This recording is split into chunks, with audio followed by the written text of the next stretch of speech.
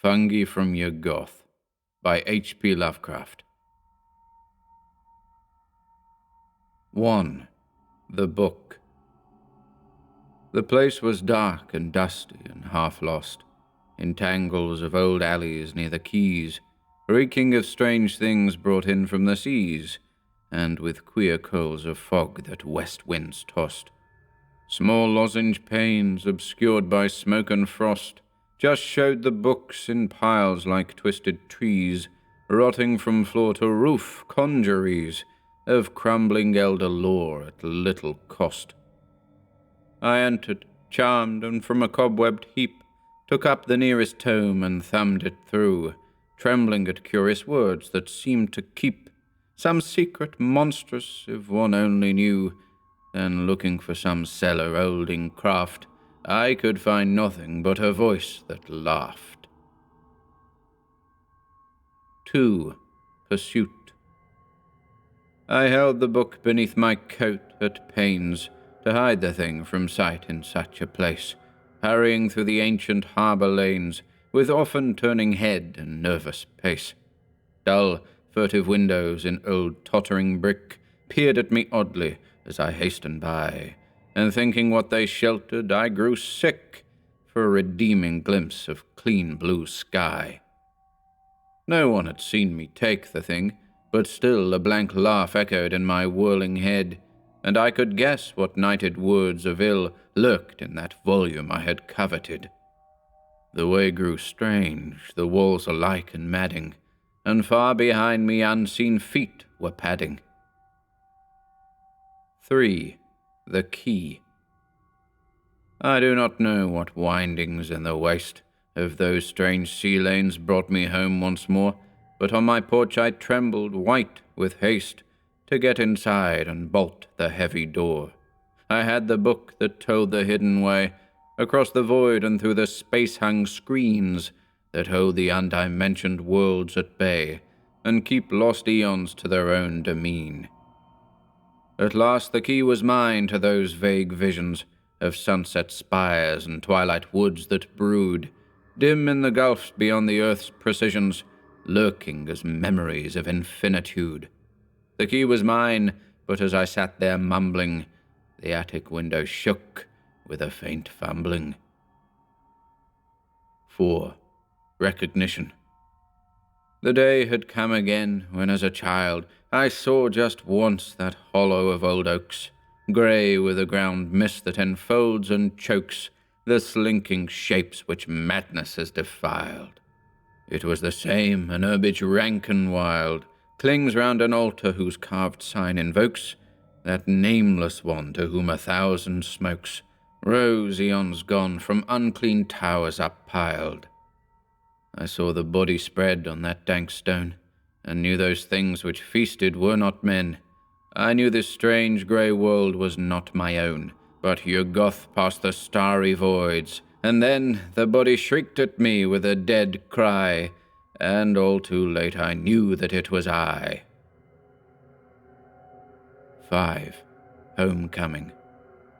The demon said that he would take me home, to the pale, shadowy land I half recalled, as a high place of stair and terrace walled, with marble balustrades that sky winds comb, while miles below a maze of dome on dome, and tower on tower beside a sea lies sprawled. Once more, he told me, I would stand enthralled on those old heights and hear the far-off foam. All this he promised, and through sunset's gate he swept me, past the lapping lakes of flame, and red gold thrones of gods without a name, who shriek in fear at some impending fate, then a black gulf with sea sounds in the night. Here was your home, he mocked, when you had sight. 6. The Lamp. We found the lamp inside those hollow cliffs, whose chiseled sign no priest in Thebes could read, and from whose caverns frightened hieroglyphs warned every living creature of earth's breed. No more was there, just that one brazen bowl, with traces of a curious oil within, fretted with some obscurely patterned scroll, and symbols hinting vaguely of strange sin. Little the fears of 40 centuries meant to us as we bore off our slender spoil, and when we scanned it in our darkened tent, we struck a match to test the ancient oil. It blazed, great God, but the vast shapes we saw in that mad flash have seared our lives with awe. 7. Zamon's Hill. The great hill hung close over the old town, a precipice against the main street's end, green, tall, and wooded, looking darkly down upon the steeple at the highway bend. 200 years the whispers had been heard about what happened on the Mansion slope, tales of an oddly mangled deer or bird, or of lost boys whose kin had ceased to hope. One day the mailman found no village there, nor were its folk or houses seen again. People came out from Aylesbury to stare, yet they all told the mailman it was plain that he was mad for saying he had spied the great hill's gluttonous eyes and jaws stretched wide. 8. The Port. 10 miles from Arkham I had struck the trail that rides the cliff edge over Boynton Beach, and hoped that just at sunset I could reach the crest that looks on Innsmouth in the vale. Far out at sea was a retreating sail, white as hard years of ancient winds could bleach, but evil with some portent beyond speech, so that I did not wave my hand or hail. Sails out of Innsmouth, echoing old renown of long-dead times, but now a too swift night is closing in, and I have reached the height whence I so often scan the distant town. The spires and roofs are there, but look, the gloom sinks on dark lanes as lightless as the tomb. 9. The Courtyard. It was the city I had known before, the ancient leprous town where mongrel throngs chant to strange gods and beat unhallowed gongs in crypts beneath foul alleys near the shore. The rotting fish-eyed houses leered at me from where they leaned drunk and half-animate, as edging through the filth I passed the gate to the black courtyard where the man would be. The dark walls closed me in, and loud I cursed that ever I had come to such a den, when suddenly a score of windows burst into wild light and swarmed with dancing men. Mad, soundless revels of the dragging dead, and not a corpse had either hands or head. 10. The Pigeon Fliers. They took me slumming, where gaunt walls of brick bulge outward with a viscous stored-up evil, and twisted faces, thronging foul and thick, wink messages to alien god and devil. A million fires were blazing in the streets, and from flat roofs a furtive few would fly, bedraggled birds into the yawning sky, while hidden drums droned on with measured beats. I knew those fires were brewing monstrous things, and that those birds of space had been outside. I guessed to what dark planet's crypts they plied, and what they brought from Thog beneath their wings. The others laughed, till struck too mute to speak, by what they glimpsed in one bird's evil beak. 11. The Well.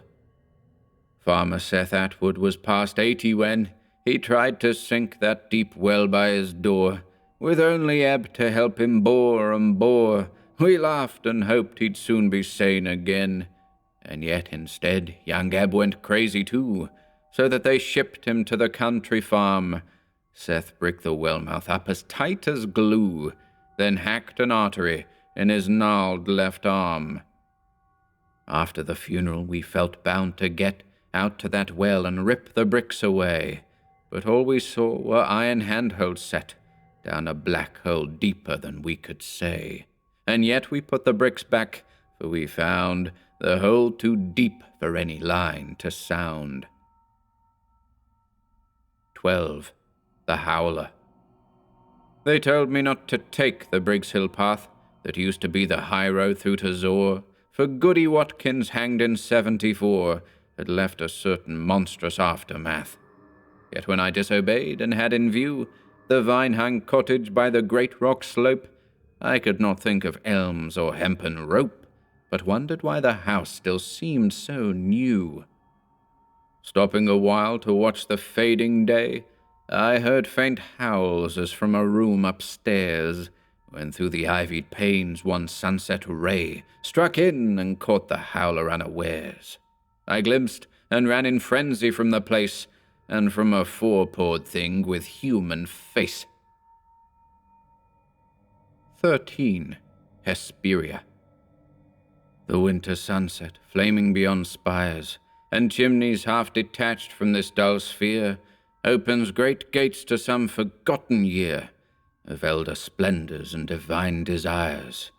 Expectant wonders burn in those rich fires, adventure fraught and not untinged with fear, a row of sphinxes where the way leads clear, toward walls and turrets quivering to far lyres.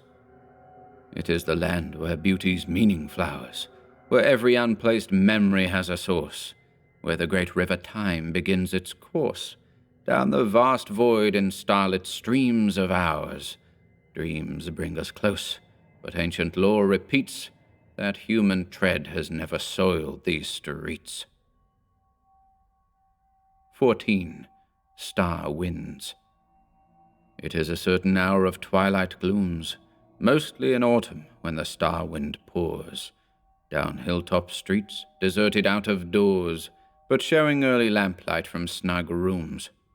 The dead leaves rush in strange, fantastic twists, and chimney smoke whirls round with alien grace, heeding geometries of outer space, while Fomalhaut peers in through southward mists. This is the hour when moonstruck poets know what fungi sprout in Yuggoth and what scents and tints of flowers fill Nithon's continents, such as in no poor earthly garden blow. Yet for each dream these winds to us convey, a dozen more of ours they sweep away. 15. Antarctos. Deep in my dream the great bird whispered queerly of the black cone amid the polar waste, pushing above the ice sheet lone and drearily, by storm-crazed eons battered and effaced. Hither no living earth shapes take their courses, and only pale auroras and faint suns glow on that pitted rock whose primal sources are guessed at dimly by the elder ones. If men should glimpse it, they would merely wonder what tricky mound of nature's build they spied, but the bird told of vaster parts that under the mild deep ice shroud crouch and brood and bide. God help the dreamer whose mad visions show those dead eyes set in crystal gulfs below. 16. The window. The house was old, with tangled wings outthrown, of which no one could ever half keep track, and in a small room somewhat near the back was an odd window sealed with ancient stone. There, in a dream-plagued childhood, quite alone, I used to go, where night reigned vague and black, parting the cobwebs with a curious lack of fear, and with a wonder each time grown. One later day I brought the masons there, to find what view my dim forebears had shunned, but as they pierced the stone a rush of air burst from the alien voids that yawned beyond. They fled, but I peered through and found unrolled all the wild worlds of which my dreams had told. 17. A memory. There were great steppes and rocky tablelands, stretching half limitless in starlit night, with alien campfires shedding feeble light on beasts with tinkling bells in shaggy bands. Far to the south the plain sloped low and wide, to a dark zigzag line of wall that lay like a huge python of some primal day, which endless time had chilled and petrified. I shivered oddly in the cold, thin air, and wondered where I was and how I came, when a cloaked form against a campfire's glare rose and approached and called me by my name. Staring at that dead face beneath the hood, I ceased to hope because I understood. 18. the gardens of Yin. Beyond that wall, whose ancient masonry reached almost to the sky in moss-thick towers, there would be terraced gardens rich with flowers and flutter of bird and butterfly and bee. There would be walks and bridges arching over, warm lotus pools reflecting temple eaves, and cherry trees with delicate boughs and leaves against a pink sky where the herons hover. All would be there, for had not old dreams flung open the gate to that stone-lanterned maze where drowsy streams spin out their winding ways, trailed by green vines from bending branches hung. I hurried, but when the wall rose grim and great, I found there was no longer any gate. 19. The Bells. Year after year I heard that faint far ringing of deep-toned bells on the black midnight wind, peals from no steeple I could ever find, but strange as if across some great void winging. I searched my dreams and memories for a clue, and thought of all the chimes my visions carried, of quiet Innsmouth where the white gulls tarried around an ancient spire that once I knew. Always perplexed, I heard those far notes falling, till one March night the bleak rain splashing cold beckoned me back through gateways of recalling to elder towers where the mad clappers tolled. They told but from the sunless tides that pour through sunken valleys on the sea's dead floor. 20. Night Gaunts. Out of what crypt they crawl I cannot tell, but every night I see the rubbery things, black-horned and slender with membranous wings, and tails that bear the bifid barb of hell. They come in legions on the north wind's swell, with obscene clutch that titillates and stings, snatching me off on monstrous voyagings to grey worlds hidden deep in nightmare's well. Over the jagged peaks of Thok they sweep, heedless of all the cries I try to make, and down the nether pits to that foul lake, where the puffed Yuggoth splash in doubtful sleep. But oh, if only they would make some sound, or wear a face where faces should be found.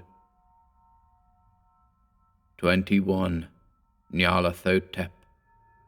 And at the last from inner Egypt came the strange dark one to whom the fellers bowed, silent and lean and cryptically proud, and wrapped in fabrics red as sunset flame. Throngs pressed around, frantic for his commands, but leaving could not tell what they had heard, while through the nation spread the awestruck word that wild beasts followed him and licked his hands. Soon from the sea a noxious birth began, forgotten lands with weedy spires of gold. The ground was cleft and mad auroras rolled down on the quaking citadels of man. Then, crushing what he chanced to mould in play, the idiot chaos blew earth's dust away. 22. Azathoth. Out in the mindless void the demon bore me, past the bright clusters of dimensioned space, till neither time nor matter stretched before me, but only chaos without form or place.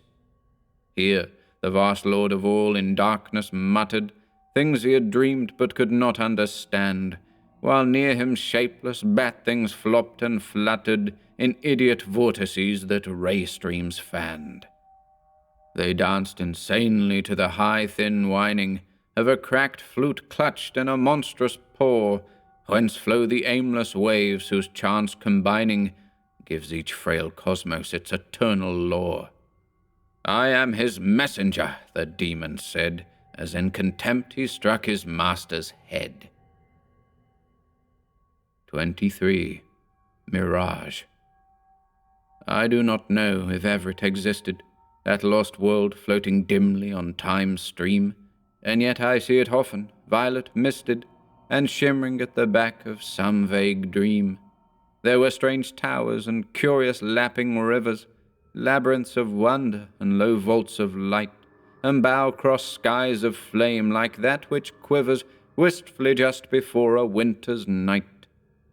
Great moors led off to sedgy shores unpeopled, where vast birds wheeled, while on a windswept hill there was a village, ancient and white-steepled, with evening chimes for which I listen still. I do not know what land it is, or dare ask when or why I was or will be there. 24. The Canal. Somewhere in dream there is an evil place, where tall deserted buildings crowd along, a deep black narrow channel reeking strong of frightful things whence oily currents race. Lanes with old walls half meeting overhead wind off to streets one may or may not know, and feeble moonlight sheds a spectral glow over long rows of windows dark and dead. There are no footfalls, and the one soft sound is of the oily water as it glides under stone bridges and along the sides of its deep flume to some vague ocean bound. None lives to tell when that stream washed away its dream-lost region from the world of clay. 25. Scent toads. "Beware, scent toads, cracked chimes," I heard him scream, as I plunged into those mad lanes that wind in labyrinths obscure and undefined, south of the river where old centuries dream. He was a furtive figure, bent and ragged, and in a flash had staggered out of sight, so still I burrowed onward in the night, toward where more rooflines rose malign and jagged.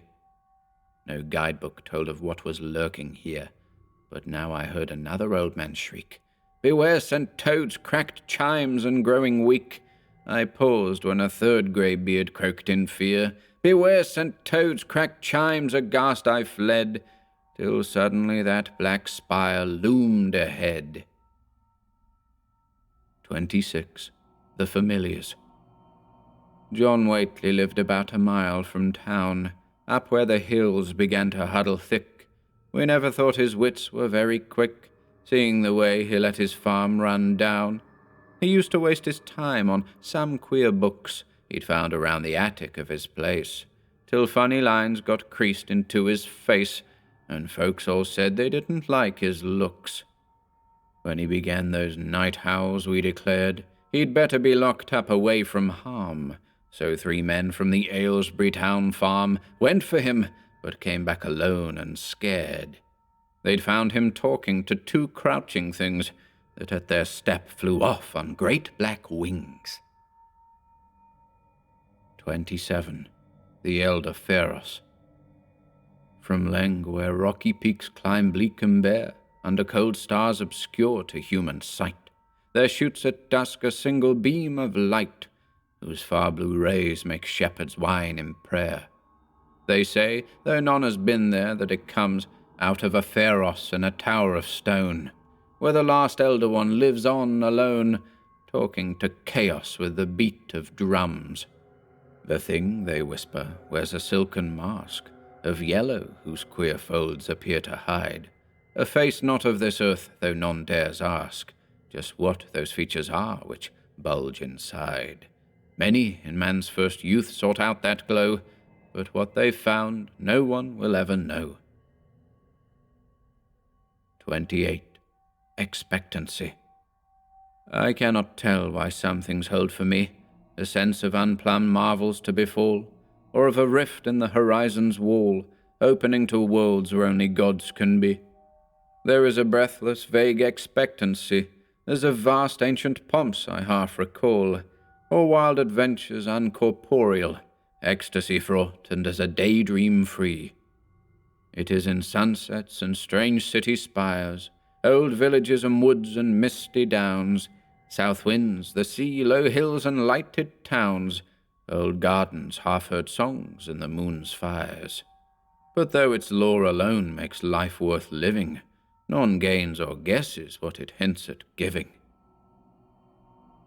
29. Nostalgia. Once every year in autumn's wistful glow, the birds fly out over an ocean waste, calling and chattering in a joyous haste to reach some land their inner memories know. Great terraced gardens where bright blossoms blow, and lines of mangoes luscious to the taste, and temple groves with branches interlaced, Over cool paths, all these their vague dreams show. They search the sea for marks of their old shore, for the tall city white and turreted, but only empty waters stretch ahead, so that at last they turn away once more. Yet sunken deep where alien polyps thronged, the old towers miss their lost remembered song. 30. Background. I never can be tied to raw new things, for I first saw the light in an old town, where from my window huddled roofs slope down to a quaint harbour rich with visionings. Streets with carved doorways where the sunset beams, flooded old fanlights and small window panes, and Georgian steeples topped with gilded vanes, these were the sights that shaped my childhood dreams. Such treasures left from times of cautious leaven cannot but loose the hold of flimsier wraiths that flit with shifting ways and muddled faiths across the changeless walls of earth and heaven. They cut the moment's thongs and leave me free to stand alone before eternity. 31. The Dweller. It had been old when Babylon was new. None knows how long it slept beneath that mound, where in the end our questing shovels found its granite blocks and brought it back to view. There were vast pavements and foundation walls, and crumbling slabs and statues carved to show fantastic beings of some long ago, past anything the world of man recalls. And then we saw those stone steps leading down, through a choked gate of graven dolomite, to some black haven of eternal night, where elder signs and primal secrets frown. We cleared a path, but raced in mad retreat, when from below we heard those clumping feet. 32. Alienation. His solid flesh had never been away, for each dawn found him in his usual place, but every night his spirit loved to race through gulfs and worlds remote from common day. He had seen Yuggoth, yet retained his mind, and come back safely from the Goric zone, when one still night across curved space was thrown, that beckoning piping from the voids behind. He waked that morning as an older man, and nothing since has looked the same to him. Objects around float nebulous and dim, false phantom trifles of some vaster plan. His folk and friends are now an alien throng, to which he struggles vainly to belong. 33. Harbour whistles. Over old roofs and past decaying spires, the harbour whistles chant all through the night, throats from strange ports and beaches far and white, and fabulous oceans ranged in motley choirs, each to the other alien and unknown, yet all by some obscurely focused force, from brooding gulfs beyond the zodiac's course, fused into one mysterious cosmic drone. Through shadowy dreams they send a marching line of still more shadowy shapes and hints and views, echoes from outer voids and subtle clues to things which they themselves cannot define, and always in that chorus faintly blent we catch some notes no earth ship ever sent. 34. Recapture. The way led down a dark, half-wooded heath, where moss-grey boulders humped above the mould, and curious drops, disquieting and cold, sprayed up from unseen streams in gulfs beneath.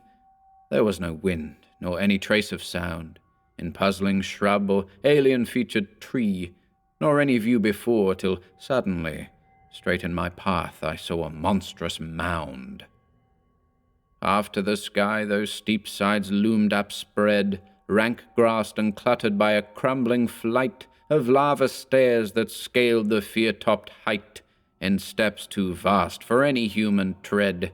I shrieked and knew what primal star and year had sucked me back from man's dream-transient sphere. 35. Evening Star. I saw it from that hidden, silent place, where the old wood half shuts the meadow in. It shone through all the sunset's glories, thin, at first, but with a slowly brightening face. Night came, and that lone beacon, amber-hued, beat on my sight as never it did of old, the evening star but grown 1,000-fold, more haunting in this hush and solitude. It traced strange pictures on the quivering air, half memories that had always filled my eyes, vast towers and gardens, curious seas and skies, of some dim life I never could tell where. But now I knew that through the cosmic dome those rays were calling from my far-lost home. 36. Continuity. There is in certain ancient things a trace of some dim essence, more than form or weight, a tenuous ether, indeterminate, yet linked with all the laws of time and space. A faint, veiled sign of continuities that outward eyes can never quite descry, of locked dimensions harboring years gone by, and out of reach except for hidden keys.